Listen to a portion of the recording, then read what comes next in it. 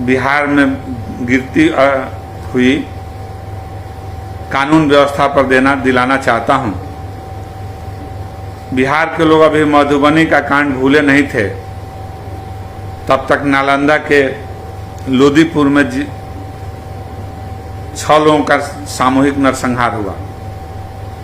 परसों सिवान के महाराजगंज में 4 लोगों को गोली लगी सरेआम दिन को। उसमें 2 लोगों को घटनास्थल पर मृत्यु हो गई तथा 2 लोग जीवन और मौत से अस्पताल में जूझ रहे हैं। ये आए दिन की दिनचर्या हो गई है पूरे बिहार के जिलों में। प्रतिदिन अपराधियों का मन बढ़ा हुआ है। प्रतिदिन हत्या, लूट, डकैती हो रही है। माननीय मुख्यमंत्री जी सुशासन के नाम से प्रचलित थे। पूरा देश इसको सुशासन बाबू के नाम से जानता है। लेकिन अब इनके हाथ से सुशासन का तगमा छिन गया है। इनका बिहार के प्रशासन से कंट्रोल हट गया है। बिहार में पदाधिकारी, विशेष रूप से पुलिस प्रशासन बेकाबू हो चुकी है, मनमानी हो चुकी है और करप्शन चरम सीमा पर है, जिसका परिणाम आए दिन देखने को मिलता है। माननीय मुख्यमंत्री जी बिहार में दारूबंदी करके मियाँ मुट्ठू बनते हैं, लेकिन सच्चाई ये है कि हर घर में दारू मिलता है, डोर डिलीवरी मिलता है। अब जिसको चाहिए, पटना में हो या किसी सुदूर इलाके में हो, गांव में हो, हर जगह दारू उपलब्ध है ऑनलाइन।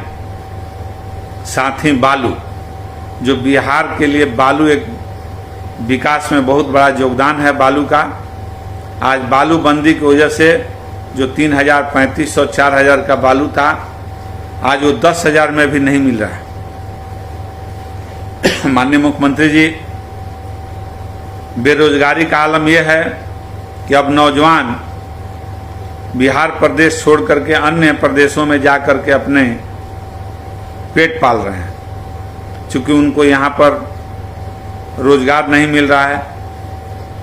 कंस्ट्रक्शन का काम रुका हुआ है और जान माल का भी खतरा है। लोगों को जीना दुर्लभ हुआ है। मैं आपसे आग्रह करना चाहता हूं कि जो आपने टैक्स के रूप में सर्किल रेट बढ़ाया है जमीन का, जिसकी वजह से रजिस्ट्री खर्चा महंगा है, बिहार में डीजल अन्य प्रदेशों से महंगा है, जिससे विकास बाधित हो रहा है। आपसे निवेदन है कि आप बिहार में डीजल का रेट कम कीजिए, बालू को यथाशीघ्र खोल दीजिए और दारू भी हो सके तो खोल दीजिए। आप कहते हैं कि महिलाएं बहुत प्रसन्न होती हैं, लेकिन उसी महिलाओं के घर से जो पीने वाले पति हैं, चाहे कितना ही महंगा दारू हो जाए, वो पीते हैं। सीमावर्ती इलाके से लोग नेपाल जाकर पीते हैं, यूपी जाकर पीते हैं, झारखंड और बंगाल जाकर पीते हैं। पीने वाले मानते नहीं हैं, लेकिन 3 रुपया का चीज़ 30 रुपया में बिकता है। आप भी जानते हैं, आप तक पहुंचती होगी, लेकिन आपके किसी भी माननीय में ये हिम्मत नहीं है कि आपसे आग्रह कर सके कि दारू को खोल दीजिए।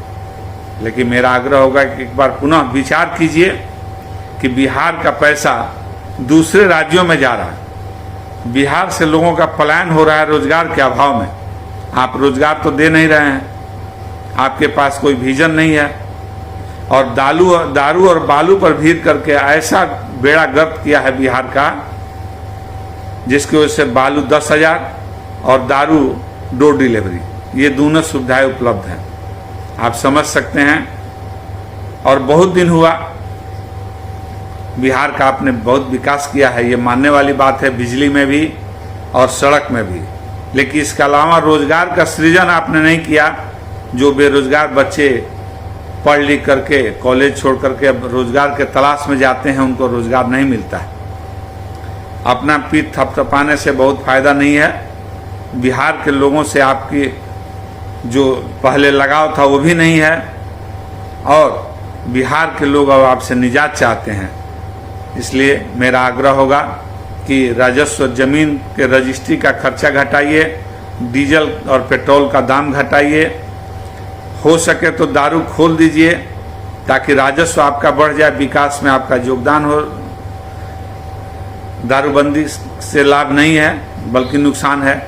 और बालू तो यथाशीघ्र खुलवाइए ताकि विकास का कुछ काम बिहार में हो सके।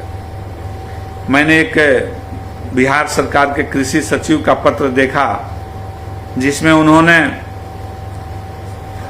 जीरो टॉलरेंस के आधार पर स्पीडी ट्रायल कराने की बात की है। उन्होंने खुदरा खाद्य विक्रेताओं पर जिन पर एफआईआर हुआ है उनको स्पीडी ट्रायल करने का आग्रह किया है। मैं पूछना चाहता हूं कि जो बिहार में अन्य अपराध है, हत्या है,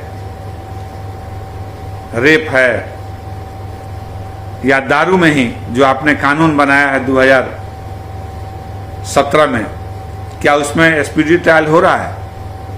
न्यायपालिका जो सुदूर इलाकों में किसान का सेवा करता है, अगर 2 रुपया ज़्यादा ले लिया तो उस पर आप स्पीडी ट्रायल और एफआईआर की बात करते हैं। इससे बाहर आइए, या तो हो सके तो बिहार का बागडोर छोड़ दीजिए। बिहार के लोग अब यही चाहते हैं, अन्यथा 5 साल का आपको मैंडेट मिला है, एन केन प्रकरण चला लीजिए बिहार को, लेकिन दारू खुलवाइए, बालू खुलवाइए। यही मेरा आपसे आग्रह होगा।